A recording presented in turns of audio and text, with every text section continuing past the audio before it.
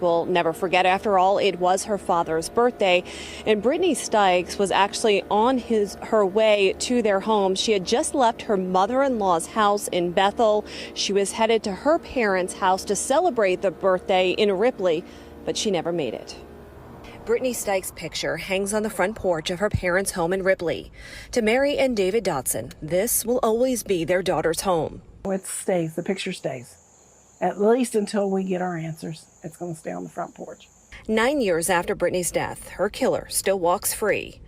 Brittany was 22 at the time, married to Shane Stykes with their second baby on the way.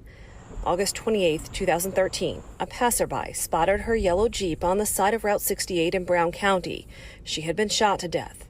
Her 14-month-old daughter, Aubrey, was also shot, but she survived. It's hard for me to believe 9 years later that who's ever involved in this has kept their mouth shut this long. The Brown County Sheriff's Office says there were no shell casings left at the scene and have not determined a motive. I believe there was a lot of mistakes made in the beginning.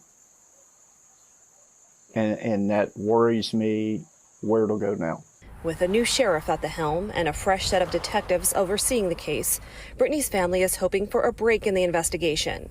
Investigators told me today this is, quote, an extremely active case. They took something that wasn't theirs to take, and I think it's time they step up and admit that they've done it.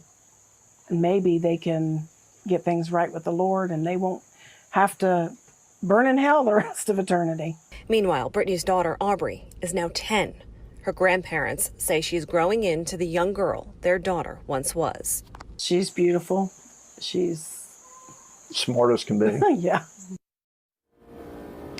And you know, the initial investigation, the initial direction of the investigation led detectives to Shane Stykes. But investigators here at the Brown County Sheriff's Office, they say after numerous interviews and polygraphs, he is no longer considered a suspect.